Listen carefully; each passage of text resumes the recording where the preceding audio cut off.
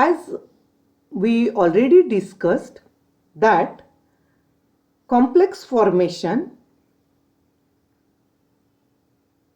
during complex formation, the effect of ligand is particularly marked on the d electrons, which play such a large part in complex formation by transition elements.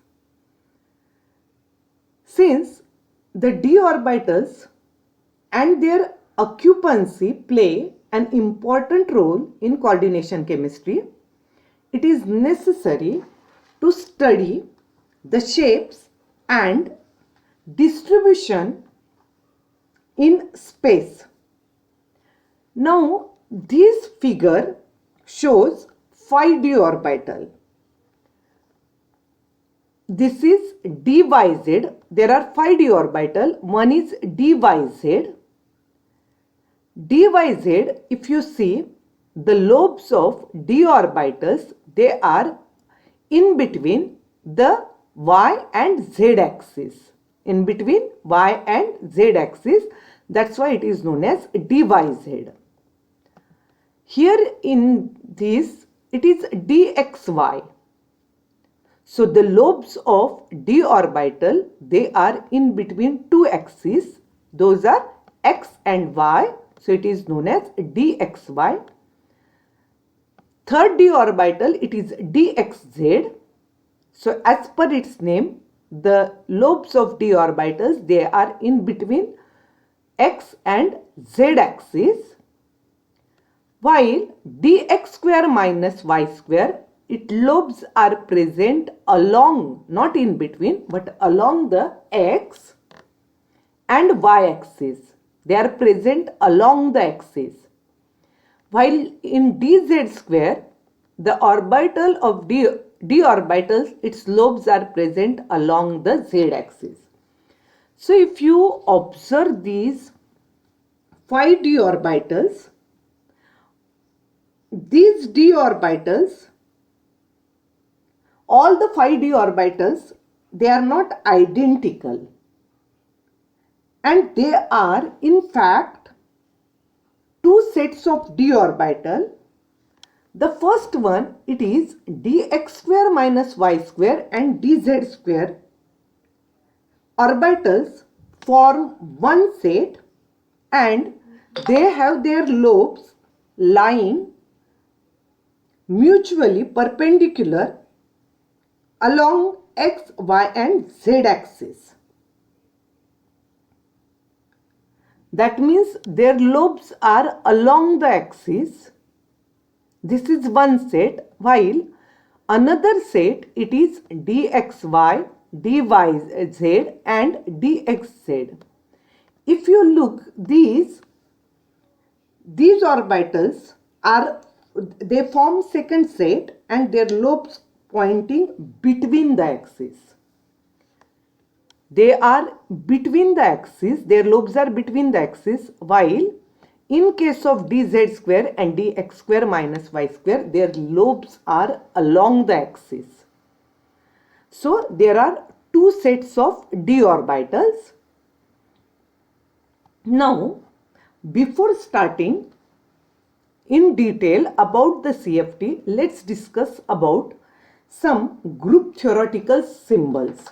Actually, group theory, it is very vast. Here in short, I am just explaining the meaning of some group theoretical symbols. Now, as I already told you, though there are 5d orbitals, these 5d orbitals are not identical and they are divided into two groups.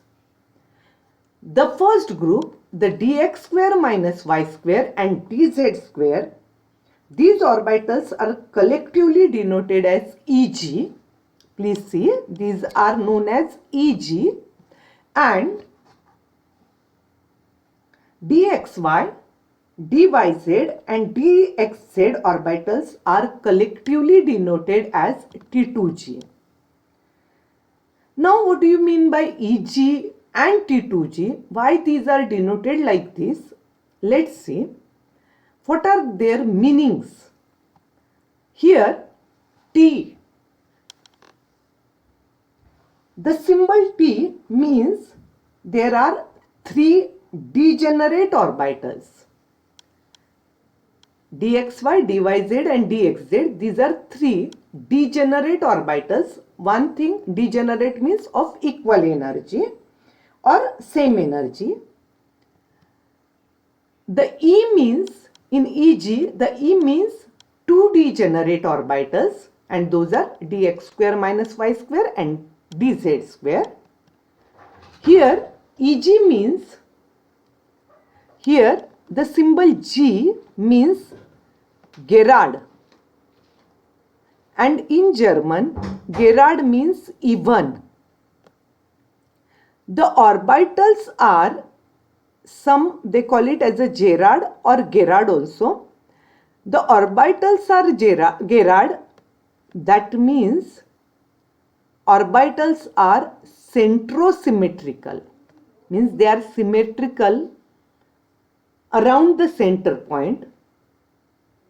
The G means it has same sign of wave function at same distance in opposite direction from the center of symmetry. Don't go in detail. So G means even or symmetrical, while U means ungerard or uneven.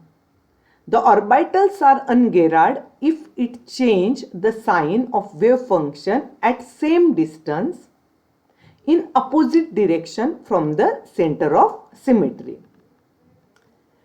So the S and D orbitals, they are gerard, while P and F orbitals are ungerard, and that's why dx square minus y square and dz square, these are denoted as EG. So what do you mean by E? Double degenerate or two degenerate orbitals. G means they are even, Gerard, and T2G means triply degenerated or three degenerate orbitals. Now EG means doubly degenerate, T2G means triply degenerate. Here if you see, the subscripts are there, 1 and 2. 1 means that the orbitals do not change the sign on rotation about the Cartesian axis, and 2 means orbital do not change sign of rotation about axis but diagonal to Cartesian axis. So in short, S orbitals, these are denoted by A1G symbol. dx square minus y square and dz square, these are denoted by EG. dxy, dyz and dxz orbitals are denoted by the symbols T2G, while p orbitals, all the three p orbitals are denoted by T1U. In this chapter, we are interested only d orbitals, which are divided into two groups, and those are T2G and EG. dxy, dyz, dxz, these are called as T2G orbital, triply degenerate symmetrical orbitals, Gerard, while dx square minus y square and dz square orbitals are known as EG orbitals. Okay. So these are the group theoretical symbols used. Now let's begin with the crystal field splitting. The crystal field splitting, it is observed that the degeneracy, again I am writing degeneracy means of equal energy. All the 5d orbitals initially they are degenerate, means they all have equal energy. But the degeneracy of d orbital is split by ligand field, or energy of d orbital become differentiated in presence of ligand. This effect is known as crystal field splitting. That means when metal ion is alone, then all the 5d orbitals, they are of equal energy, so they are written in one row. But as soon as ligand start approaching towards the central metal ion, the degeneracy of d orbital is splitted, or the energy of d orbital becomes differentiated in presence of ligand, and this effect is known as crystal field splitting. The gain in bonding energy achieved in this way is called as crystal field stabilization energy, CFSE.